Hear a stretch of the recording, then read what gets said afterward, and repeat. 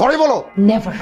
আপনার বেয়াদব মেয়েটাকে একটু শিক্ষা দিচ্ছি, কাউকে সম্মান করলে সম্মান কমে না, সম্মান বাড়ে। যে মানুষটাকে ধাক্কা দিলে উনি এই অফিসের সবচেয়ে সিনিয়র, হয়তো ওনার ডেজিগনেশন সবার নিচে, কিন্তু আমরা প্রত্যেকেই তাকে ভালোবাসি, সম্মান করি। এই মোতালেব চাচাকে তোমার বাবাও সম্মান করেন। অফিস থেকে আমার ঘাড় ধাক্কা দিয়ে বের করে দিতে আমি নিজেই অফিস ছেড়ে চলে যাচ্ছি।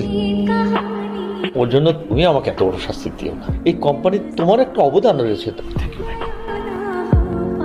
তোমার পরিবর্তন দেখে ভালো লাগছে, সবকিছু আপনার জন্য শুনে ভালো লাগলো। আমার জন্য কারো জীবনে পরিবর্তন আসছে।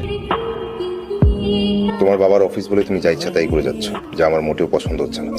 আদিলের বাসা না আন্টি? হ্যাঁ। এই মেয়ে, তোমার সমস্যা কি? নর্মাল কথা তুমি বুঝো না? সোজা বাসায়। অল্প বয়সে বেশি পেকে গেছো তাই না? কি আছো? এই মেয়ে কান্না করে কেন? এই কথা কানে যায় না? আসো, সোজা বাসায় যাবো।